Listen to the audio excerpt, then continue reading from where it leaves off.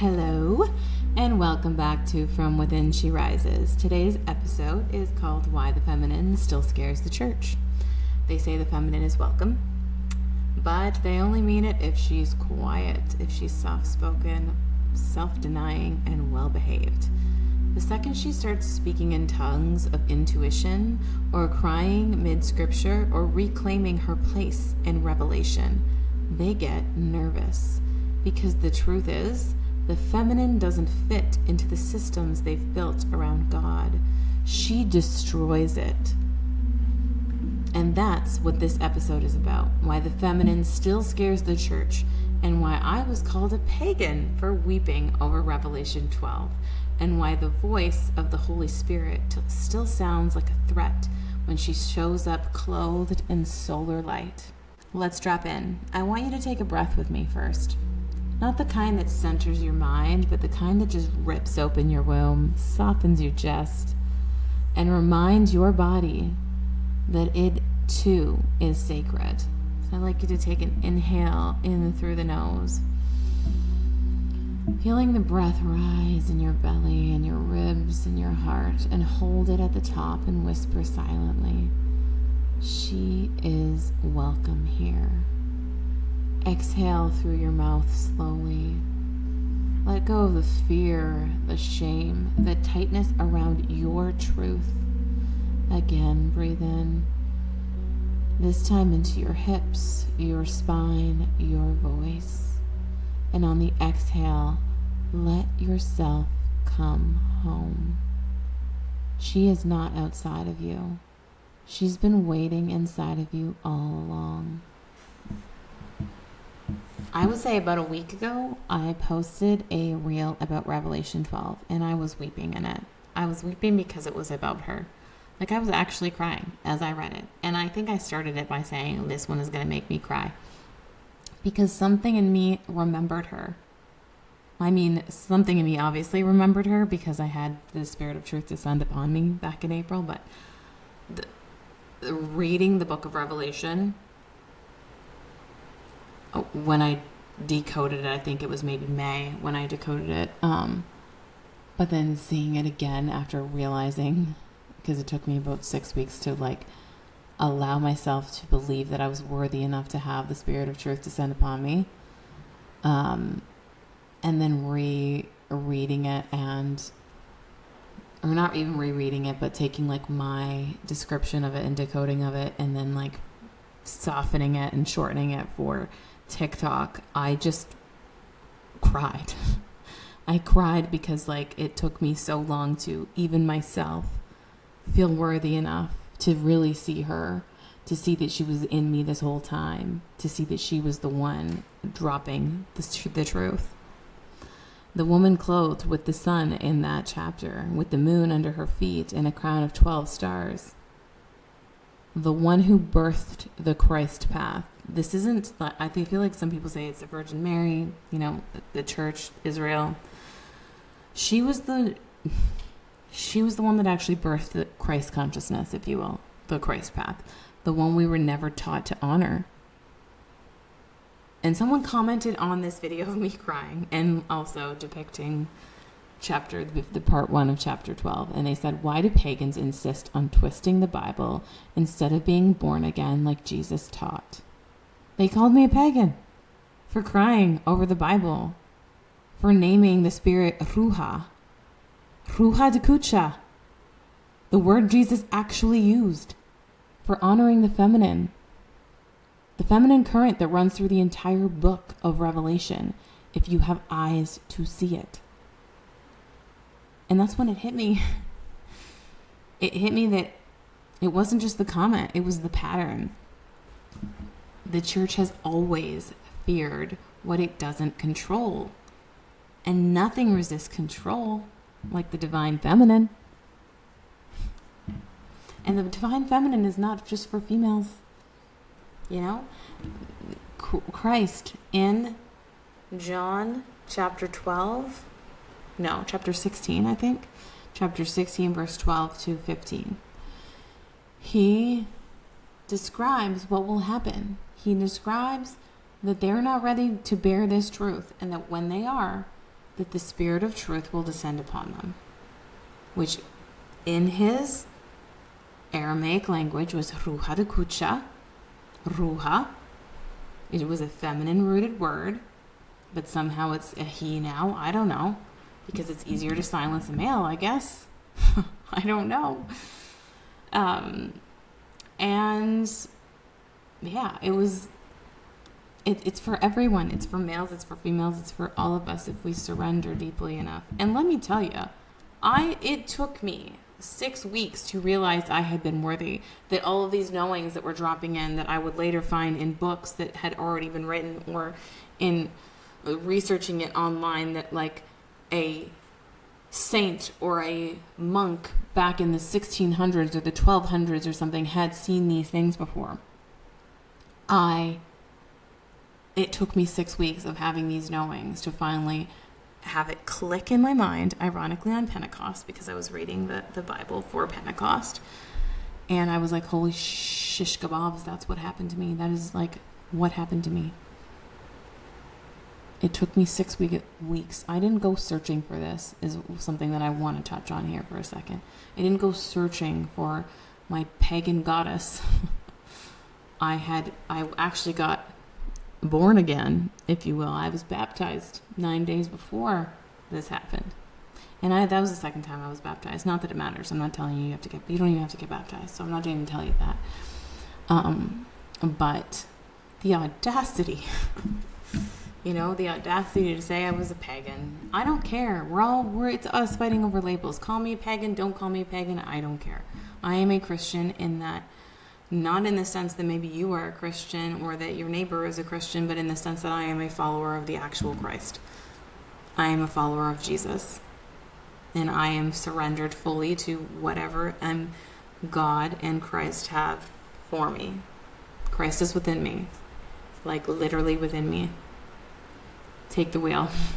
That's what Jesus Take the Wheel is actually supposed to be about. Not about spiritual bypassing. So let's talk about Revelation 12 and why I was crying. The part they either skip over or they turn into a metaphor? The great sign appeared in heaven, a woman clothed with the sun, with the moon under her feet, and a crown of 12 stars on her head. They read that and immediately say, oh, that's the church, or that's Mary, the mother of Jesus. Maybe that's partly true, but also, what if she's more than that? What if this woman is not a stand-in for something, but a revelation of what's been hidden? What if she is the divine feminine current, finally being revealed on the pages of a book that for centuries was used to silence her? Because that's what it is. That's what I was told as I was decoding this, not even knowing 2 months ago, is that she was, and I didn't know she was Sophia. I came across Sophia in language. And again, she's everything, right? She is it all. And so I'm just going to rhyme off some things that she is, because the only ones fighting over this are our human egos, okay? So it doesn't matter if you're from a different religion. It doesn't matter if you believe in Mother Earth. She's Mother Earth, she's Gaia. She is Sophia. She's Ruha de Kucha. She's the Holy truth. She's the Spirit of truth. She's the Holy Spirit. She's the cosmic womb that births divine order into matter. And she doesn't just appear quietly. She comes clothed in solar light. That's not meekness. That's embodiment. That's wisdom wrapped in power. The moon beneath her feet, it's her mastery of the unconscious, of intuition, of emotion. She's not a woman who rides the wave of emotion. She commands them. She doesn't drown in the dark. She rules it. And the 12 stars, completion, the tribes, the cosmos, all divine codes activated and crowning her. So what is she doing there? What is she doing in Revelation 12? She's birthing. She's in labor. She's delivering something sacred into the world. It could be a male child. It could be it's consciousness. But here's what they don't tell you in Sunday school, right? Yes, she's birthing a male child into the world, but They don't tell you that the child is not one person. The child is a template, the Christed human. You, me, the part of humanity that chooses to surrender to God and to remember. It's not a savior floating around in the clouds, but a remembering rising from within. And the moment she gives birth, what happens? A dragon appears, a great red dragon with 7 heads and 10 horns, and it rises to devour what she's birthed. And that's what always happens when the feminine begins to rise. Resistance. People calling me pagan. You know, last week I got called pagan. A few days ago I got told I was AI. Today I got told that we are all gods and I need to stop talking about God. I don't even know, you know, there's resistance from every angle. And that dragon isn't just out there. It lives in the systems that fear this kind of power. It lives in your ego, in the collective ego that doesn't want to surrender. It lives in every institution that labeled this woman dangerous instead of divine. And yet, she still births anyway. That's the feminine. She does not need permission. She bleeds, she breaks, she burns, and still brings life. Revelation 12 is not about symbolism. It's about sovereignty. It's about what happens when the feminine remembers her throne. And if it made you squirm to hear that, then good. Take that trigger, see it through God's eyes, see it through love, because that is all he is, and spiral in, surrender closer to him. Because every discomfort is an initiation, every trigger is a trailhead. And she's not coming to fit into your theology. She's coming to fulfill it. Here's the truth that no one wants to say out loud. The church doesn't fear witches. It fears women who remember. And not just women. Any human who dares to embody the feminine codes of intuition, inner authority, divine chaos, and creative power that can't be tamed. Because the feminine is not linear. She doesn't follow your formula. She doesn't submit to your systems. The feminine spirals. She births new worlds through contraction. If you have not been listening to this podcast, go back and listen to the evolution of the spiral, because that's all, it's chaotic. I get one thing after another, and I'm just like, I don't even know. I've done my best to put into podcast episodes as much as I can, but the reality of it is, like, a lot of it is still living in the cloud, because I can only spit out so much. I'm recording with every intention of releasing this episode and another one this week, so that will make it, I think, 20, and I just started maybe 9 weeks ago. So I'm doing my best, guys. I'm doing my best. But back to the feminine, she speaks in prophecy, not policy. And that threatens the entire structure. You know, like, the spiral of remembrance threatens the entire structure. The moment you say, God speaks to me directly, without a middleman, without a Bible, without, you know, your pastor decoding something for you, you become a danger. I have already felt it within my church community. I'm still going to go, but I've felt it. The moment you cry while reading scripture and call that holy, they label you emotional or unstable. Or the moment you say the spirit has a name, and her name is Ruha,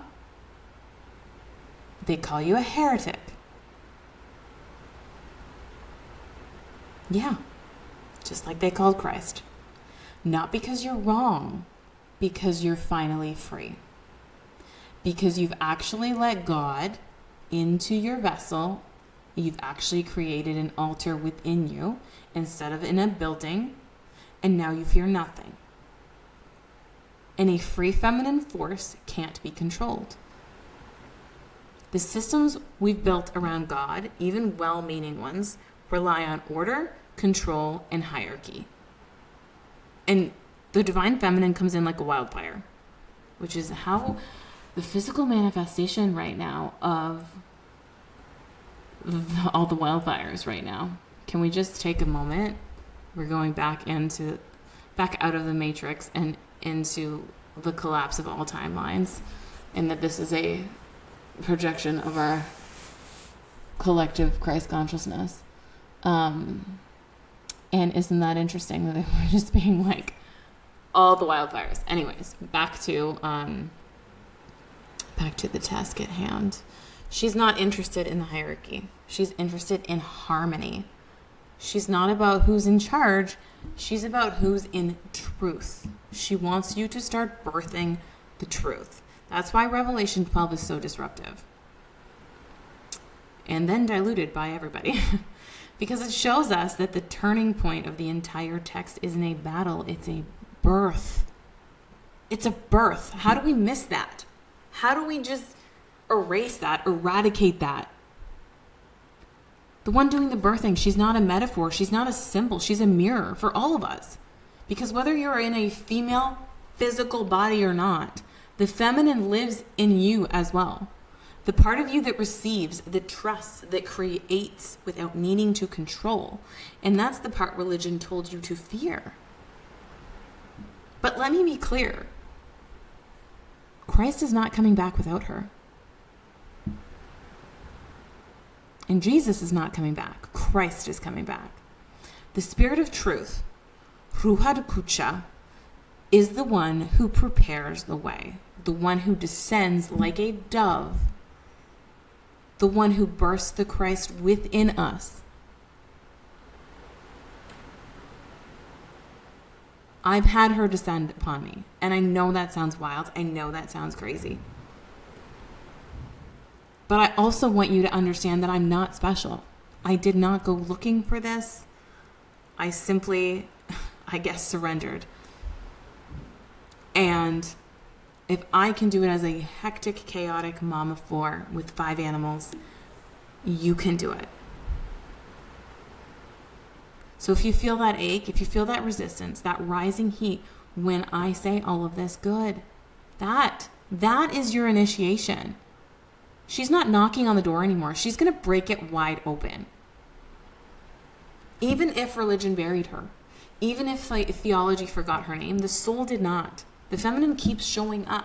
She slips through the story. She slips through an animation. She appears in movie after movie, coded, cloaked, and calling us back home. Because the truth is, we're all remembering her, even when we don't even realize it. So let's do a little pop culture breakdown of a few examples of where the divine feminine show up. We're going to start with a good old faithful, one of my 3-year-old's favorite movies, which is Moana. A girl called by the ocean, not to dominate it, but to listen to it, to surrender to it, if you will. She doesn't save her people by becoming a warrior. She saves them by returning to the mother. The villain everyone feared. She's just Tafiti, the feminine forgotten. All it took was someone remembering who she was. And that's what I've said before, is that there's so many little tidbits of knowings. When you have the Spirit of Truth descend upon you, you start to find them in everything. In everything. You start to realize that even the ones that didn't realize they were remembering a piece. And there's pieces scattered across pop culture. There's pieces scattered across, if we're calling real life history. There's pieces scattered across different religions, different cultures, different everything. And when you start to have her within you, when she descends and you start seeing the truth, she is everywhere. The truth is everywhere. Even outside of her, the truth is everywhere. So let's pivot now to the wonderful Barbie movie. The latest Barbie. Is there any more? Yes, there's many Barbie movies. I was going to say, is there any other Barbie movies? There's no other live action ones, but I can confirm I've probably watched 25 with my oldest. Sorry, Emery. Emery is going to be 13 next month, and she used to love Barbie. Like, she was Barbie for Halloween one year. But anyways, back to the task at hand. Barbie's moment of awakening isn't when she becomes real. It's when she starts to choose to feel instead of suppressing it. She weeps, she listens, she stays away from the system. And the music playing during that scene, what was I made for? You think that's a coincidence? It's not a coincidence. There's breadcrumbs everywhere. You just got to open your eyes. That's the feminine question.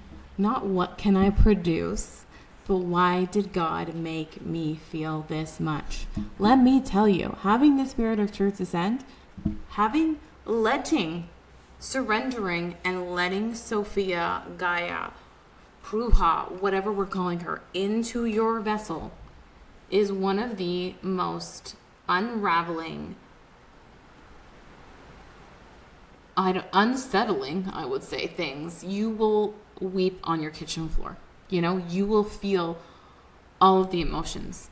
I think in an earlier episode of the one that's called I Remember Choosing, I talk about this. Like, I went through, like, growing up with a mother who was quite dysregulated, being in a relationship that also, the relationship itself was very dysregulated.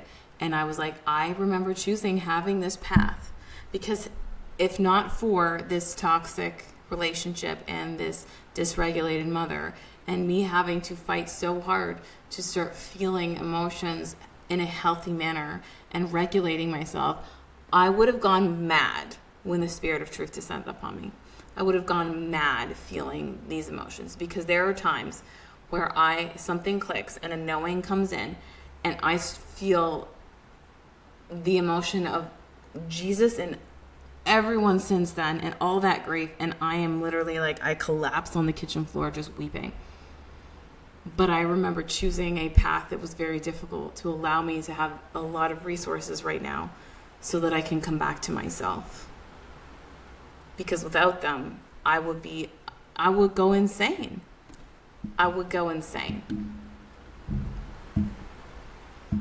So it is a lot. It is a lot of feeling.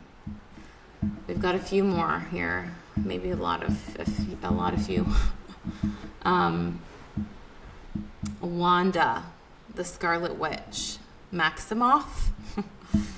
Wanda, the woman with uncontrollable power, branded a danger, grieving, feeling too much. She wasn't evil. She was broken open. And in her pain, she becomes prophetic. The chaos magic, it's the misunderstood force of the womb. The current that creates and destroys. It's literally what it feels like, except I don't have any magic powers yet. I haven't harnessed the healing. Well, I've been doing like Reiki, and I will say it has worked. I think I just haven't had the Christ-centered Reiki, I will say. I haven't had the courage to do it on anyone but my dog. But he was having a lot of distress the other day, and without going into a lot of details, I did some Reiki on him, and the next day he passed what he needed passing, which I don't even know how that went through his body. And he's been fine ever since. So I need to have some courage here. This is me voicing it out loud, because if what has been brought to my awareness, I can change, right? That's where my energy goes. My energy is going to go to actively putting time into this. Next we have Frozen 2 specifically, but Elsa doesn't become whole by finding a prince, shockingly, She becomes whole when she starts answering the voice inside of her. She follows the song. She surrenders to her inner voice. She surrenders to God, if you will, and she finds a frozen river of memory. And what she discovers there, that her power comes from her mother. From her mother. Shocking. Yeah, it's coming from her maternal line, the magic, and an inheritance that no one taught her how to hold, right? Just like I will say, no one teaches us how to hold these emotions, right? I had to teach myself how to hold them, because we've spent so many years being taught that they're wrong, that we haven't been given the opportunity to become the masculine witness and container that holds them. That's what my sanctum is about, is like feeling through the different archetypes and healing those wounds with them and learning how to become the masculine container. I just did it like, this is part of the I remember choosing thing, but I remember choosing because I had to learn. I had to be like so wounded female, like constantly crying and in emotional dysregulation to the point where I ignored it so much I ended up with endometriosis, okay? And then I had to become this rigid male container that held her. I went from one extreme to the next to be able to soften now and hold both divinely. But we have been taught to suppress it. You know, we've been taught to it. So a lot of times then people do what I did. And they go in the complete opposite direction. But then how do you surrender to come back into divinity? A divine balance. Okay, if you're watching on YouTube, you will notice that I'm wiping tears away. So I just had a moment of unraveling. I'm going to skip that particular movie because as I read what I had planned to say, I realized that it was me. And I'm not ready to vocalize it out loud. I'm not ready to vocalize it out loud. Sophia the First is the next one. Yes, the Disney Junior show. Also one of Emery's favorites. Emery, I hope you listen to this episode one day soon.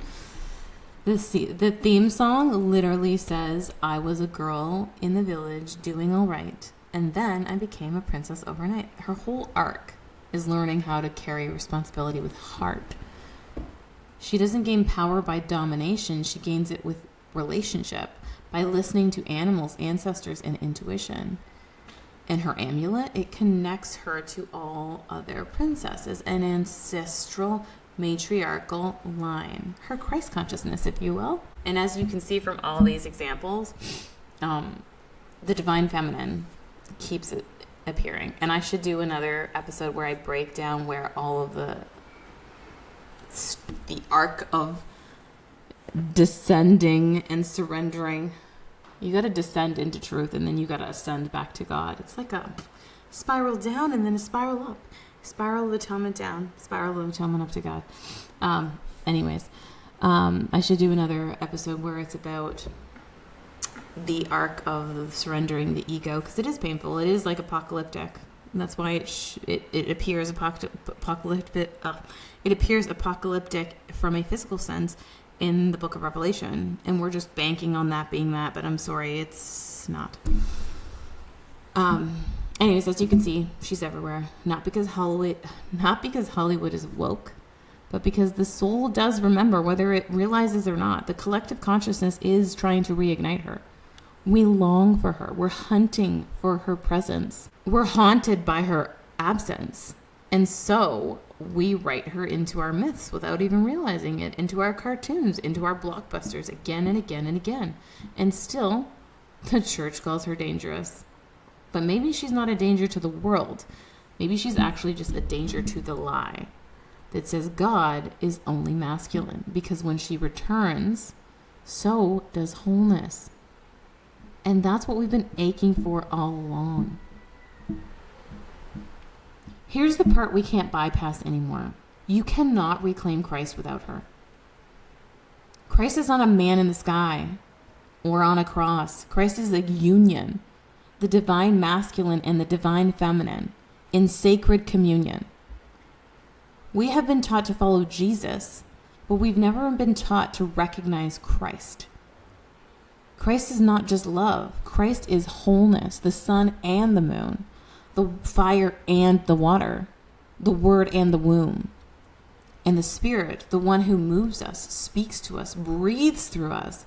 She is not an it. She is Ruha Dukusha. In Aramaic, she is feminine.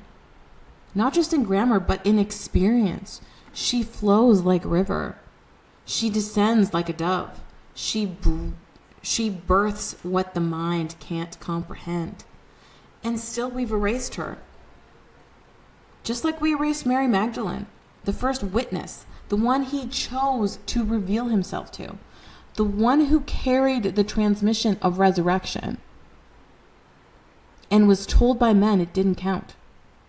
That was never about her. It was about the system trying to silence the feminine voice of God.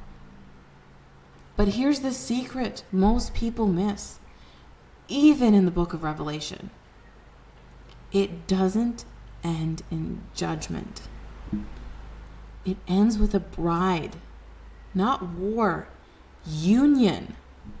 The New Jerusalem is not a place, it's a marriage, heaven and earth, spirit and flesh, God and creation becoming one again. And the bride, it's not just the church, it's the feminine face of God finally being seen again, finally being welcomed back into the temple. So before we close today, I want to invite you to slow down. I know this was a big one. This wasn't just a teaching, it was an unraveling, which I literally unraveled in the middle of there and had to pause to cry. So, and your body might be holding more than your mind can name right now. Maybe you also need to take a pause and cry. So let's take a moment right now to check in with ourselves. Where do you feel resonance? Where does it feel good? Where do you feel resistance? Is there any tension anywhere? I want you to breathe into that place. Let it soften with your breath. Place one hand on your heart and one on your womb, regardless of gender. These are the places where she lives. Take a deep breath in through the nose. Feel your ribs expand. Feel the life inside you rise to meet God. And exhale slowly through your mouth, letting go of any tension, any stories of shame. Again, inhale, whisper silently to yourself, I make space for her. Exhale, I return to Christ through union. One more breath. Feel the integration. Let your body catch up to what your soul just received. And if this stirred something in you today, sit with it, journal with it, meditate on it. Let her keep speaking long after this episode ends. Thank you for witnessing this reclamation. And if no one ever told you, she has always been a part of your walk with Christ. And now that you remember her, nothing will ever be the same. Thank you. I love you. I will see you in the next spiral.